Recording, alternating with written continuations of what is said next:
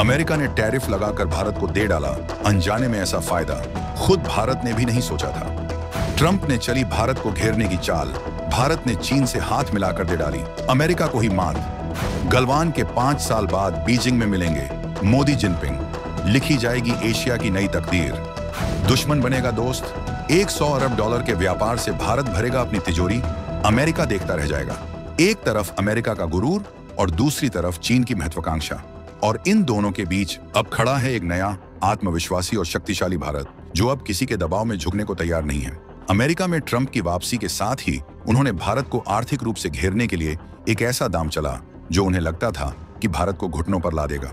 भारत से आने वाले सामान पर 50% का भारी भरकम आयात शुल्क लगाकर ट्रंप ने भारत को एक सीधी चुनौती दी, लेकिन वो शायद ये भूल गए कि जब एक हिंदुस्तानी को चुनौती दी जाती है तो वो मुसीबतों में भी मौके ढूंढ लेता है। ट्रंप के इस आर्थिक हमले ने अनजाने में भारत के लिए एक ऐसा दरवाजा खोल दिया है जिसके बारे में वॉशिंगटन में बैठे किसी रणनीतिकार ने सोचा भी नहीं होगा। ये दरवाजा खुलता है भारत के सबसे बड़े प्रतिद्वंद्वी चीन की ओर। जी हाँ, जो खबर हम आपको बताने जा रहे हैं उसे सुनकर दुनिया के कई देशों की नींद उड़ने वाली है। प्रधानमंत्री नरेंद्र मोदी 31 अगस्त को चीन की धरती पर कदम रखने वाले हैं। ये एक ऐसी यात्रा है जो वैश्विक शक्ति संतुलन को हमेशा के लिए बदल सकती है। हम आपको बताएंगे इस धमाकेदार खबर की पूरी कहानी, तो बने रहिएगा वीडियो पर और इस संबंध में आपके जो भी विचार हों कमेंट में लिखकर जरूर बताइएगा। तो चलिए सबसे पहले उस मैदान को समझते हैं जिसमें यह बड़ी रणनीतिक बिसात बिछाई गई है। इस खेल की शुरुआत हुई थी 2018 में, जब अमेरिका और चीन के बीच एक भीषण ट्रेड वॉर छिड़ा था। अमेरिका ने चीन पर बौद्धिक संपदा की चोरी और गलत व्यापारिक तौर तरीके अपनाने का आरोप लगाते हुए चीन से आने वाले अरबों डॉलर के सामान पर भारी टैक्स लगा दिया था। जवाब में चीन ने भी अमेरिकी सामान पर टैक्स बढ़ा दिया। इस लड़ाई का फायदा भारत उठा सकता था, लेकिन उस वक्त हम पूरी तरह से तैयार नहीं थे। अब कहानी में आता है 2025 का साल और ट्रंप की सत्ता में वापसी। अप्रैल 2025 में ट्रंप ने चीन को पूरी तरह से पस्त करने के लिए वहां से आने वाले सामान पर लगभग 145% का अविश्वसनीय टैक्स लगा दिया। उस वक्त भारत से अमेरिका जाने वाले सामान पर सिर्फ 26% टैक्स था और पूरी दुनिया को लगा कि अब भारत की चांदी हो जाएगी।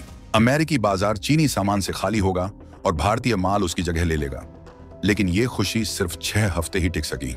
अमेरिका और चीन के बीच अचानक एक समझौता हो गया। चीन पर अमेरिकी टैक्स घटकर सिर्फ 30% रह गया और चीन ने अमेरिका पर टैक्स सिर्फ 10% कर दिया। और फिर ट्रंप ने वो कदम उठाया जिसने भारत को चौंका दिया। अगस्त 2025 में अमेरिका ने भारत पर टैक्स को लगभग दोगुना करके 50% कर दिया, जबकि हमारे पड़ोसी बांग्लादेश, पाकिस्तान और श्रीलंका पर सिर्फ 20% टैक्स लगाया। ये भारत पर एक सीधा आर्थिक हमला था जिसका मकसद था अमेरिकी बाजार में भारतीय सामान को महंगा करके उसे प्रतिस्पर्धा से बाहर करना। यहीं से भारत ने अपनी नई चाल चलने का फैसला किया। जब अमेरिका ने भारत पर दरवाजा बंद करने की कोशिश की तो चीन ने भारत के लिए एक नई खिड़की खोल दी।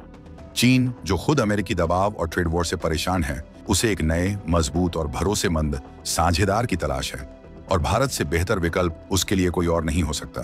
पिछले कुछ महीनों में दोनों देशों के बीच जो हो रहा है वो किसी रणनीतिक उपन्यास से कम नहीं है।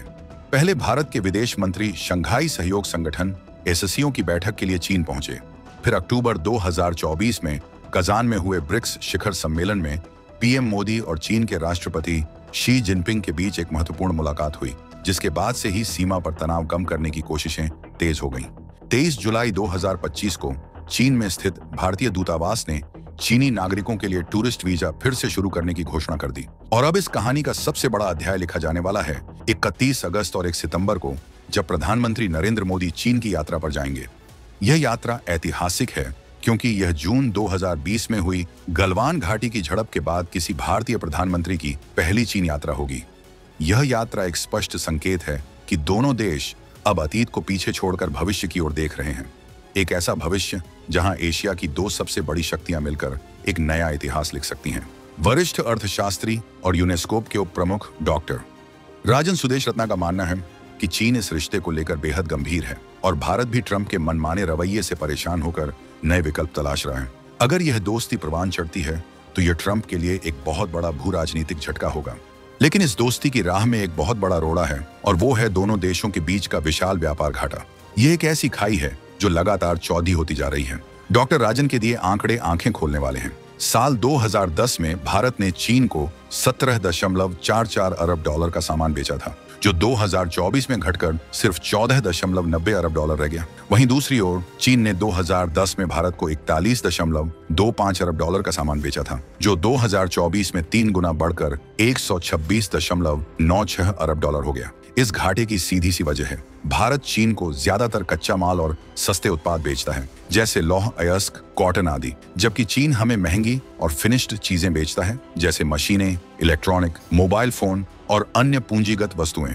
हम उन्हें 1 रुपये का कच्चा माल बेचते हैं और वो उसी से 10 रुपये की चीज बनाकर हमें वापस बेच देते हैं। चीन हर साल दुनिया से लगभग 1.188 ट्रिलियन डॉलर का सामान खरीदता है, लेकिन इसमें भारत की हिस्सेदारी सिर्फ 0.64% है। यह दिखाता है कि हमारे पास उत्पादन की भारी कमी है, लेकिन आज की बदली हुई परिस्थितियों में यही सबसे बड़ी कमजोरी भारत का सबसे बड़ा अवसर बन सकती है। डॉक्टर राजन का मानना है कि भारत के पास चीन के साथ सीधी और स्पष्ट बातचीत करके इस घाटे को पाटने का एक सुनहरा मौका है। भारत चीन को यह प्रस्ताव दे सकता है कि अमेरिकी टैरिफ के कारण जिन देशों से उसका आयात प्रभावित हुआ है, उस गैप को भारत भर सकता है। अगर चीन अपनी कुछ जरूरतें भारत से पूरी करने के लिए राजी हो जाता है, तो भारत का निर्यात 50 से 100 अरब डॉलर तक बढ़ सकता है। यह भारत की अर्थव्यवस्था के लिए एक बहुत बड़ा बूस्ट होगा। इस अवसर को हकीकत में बदलने के लिए भारत को एक बहुआयामी रणनीति पर काम करना होगा, जिसे हम डुअल गेम डिप्लोमेसी कह सकते हैं। एक तरफ हमें अमेरिका को यह संकेत देना होगा कि हम उसके दबाव में नहीं झुकेंगे और हमारे पास चीन के रूप में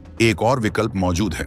इससे अमेरिका के साथ बातचीत में हमारी सौदेबाजी की ताकत बढ़ेगी। दूसरी तरफ हमें चीन के साथ अपने आर्थिक संबंधों को एक नई परिभाषा देनी होगी। हमें सिर्फ कच्चा माल बेचने की बजाय वैल्यू एडेड और तैयार माल के निर्यात पर ध्यान देना होगा। इसके लिए टेक्नोलॉजी बार्टर डील एक बेहतरीन विकल्प हो सकता है, जहां हम चीन से हाईटेक मशीनरी लें और बदले में उन्हें भारत में बना तैयार माल वापस बेचें।